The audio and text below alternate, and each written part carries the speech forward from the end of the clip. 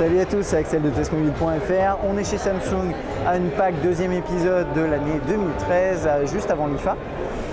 Et on a en face de nous la Galaxy Note 10.1 édition 2014. Alors 2014 parce que c'est l'année prochaine, voilà, c'est toujours un petit peu comme ça au niveau des éditions quand ils parlent d'année.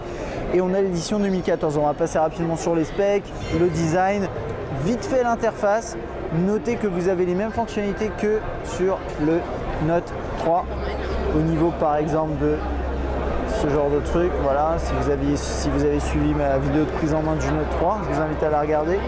On a ce genre de fonctionnalité là.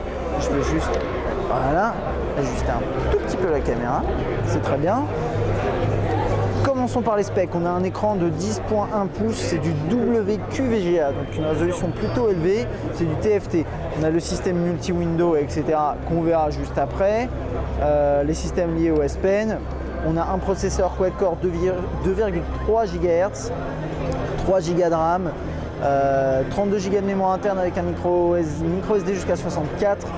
Android 4.3 Jelly Bean avec la surcouche TouchWiz, un appareil photo 8 mégapixels avec autofocus, caméra frontale 2 mégapixels à l'avant et au niveau de la batterie, une assez grosse batterie de 8220 mAh.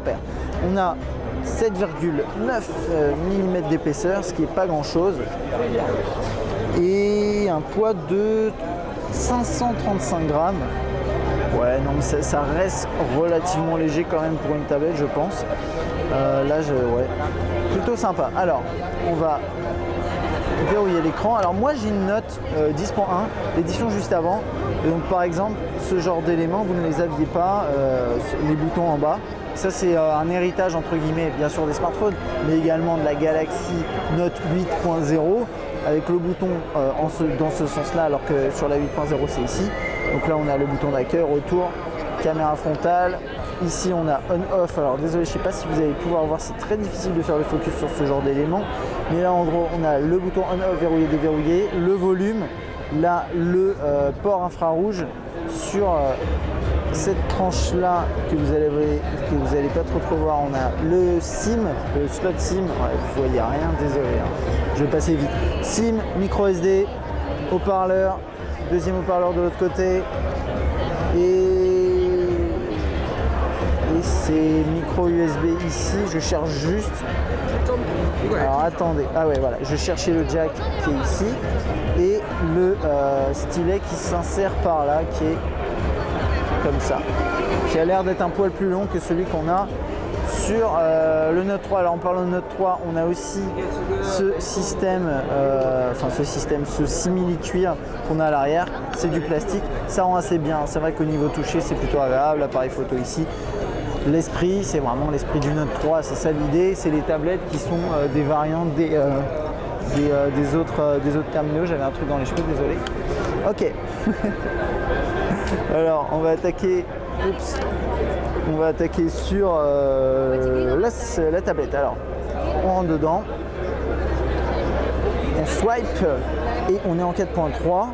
On a un grand tiroir des notifications qui est vraiment énorme sur une tablette. Je trouve que ça rend étrangement. Mais pourquoi pas. On va aller voir dans les paramètres ici. On a les différents onglets. About Device, 4.3, Control, Device, Connection, etc. Tous ces trucs-là. On a le système de multi-window qui est vraiment la bienvenue sur une tablette. Je sais pas, on va faire ça. Pardon. On va mettre ça ici. Je vais voir si on peut en mettre plus. Non, je pense que c'est que 2. Ouais. Et donc il y a certaines applications où vous pouvez très bien mettre 2 fois la même application dans un même écran, comme Chaton par exemple, si vous voulez discuter avec 2 personnes différentes dans un même écran. Je pense que ça peut être vraiment intéressant. On a les 6 les fonctionnalités liées au S Pen, comme sur le Note 3. Donc par exemple ici on a Action Memo, bam, qui permet très rapidement de faire un mémo.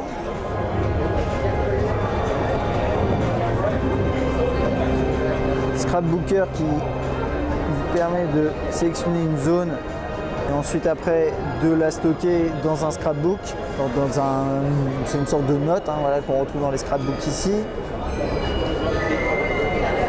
On a Screen Write, ça prend une capture et vous pouvez dessiner dessus. S-Finder, c'est pour rechercher du contenu. Et Pen Window, qui est sûrement le plus intéressant, je trouve. Vous dessinez une zone sur votre écran et vous choisissez une application et ça va l'intégrer. Alors là, c'est dans sa version complexe, on va dire, scientifique. Du coup, on va réessayer ça. Tac, je reste là, bam, je fais ça. On va enlever ça, j'en veux pas. On va dessiner un plus grand carré, les contacts. Et normalement, il m'affiche les contacts, voilà ici.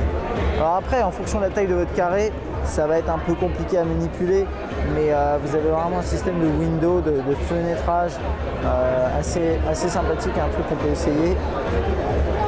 Si on ouvrir plusieurs, je ne sais pas du tout si on peut.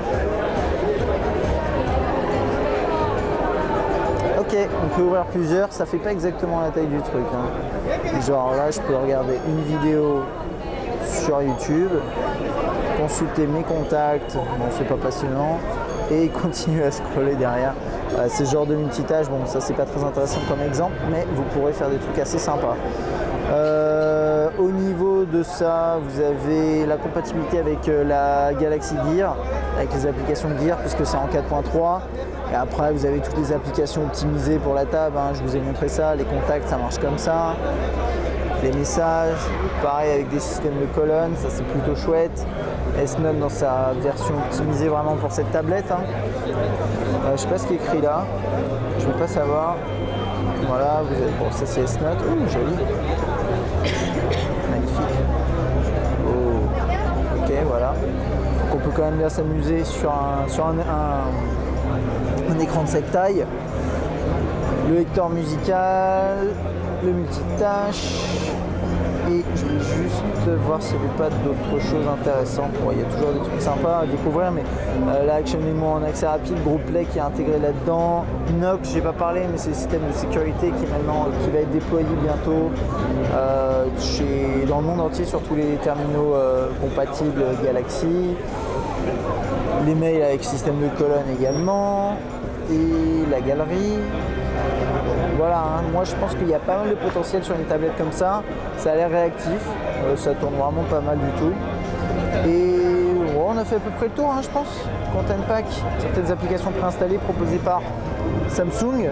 Que dire de plus? Bon, c'est à peu près tout sur cette Note 10.1 édition 2014. J'ai pas le prix en tête. Je pense qu'il n'a pas encore été dévoilé comme pour le Note 3 et la Galaxy Gear. C'est une tablette qui est vraiment intéressante d'après moi. Ouais. C'est une tablette qui est vraiment intéressante, qui n'est pas forcément premium niveau design. C'est vrai que moi j'aimais bien ce que fait Sony, enfin j'aime bien ce que fait Sony là-dessus, mais niveau fonctionnalité on a beaucoup de choses et une tablette Note, je pense que ça a un vrai intérêt, peut-être même plus qu'un smartphone Note. Et ça c'est à vous de juger. Voilà, j'espère que cette petite vidéo vous a plu. À bientôt.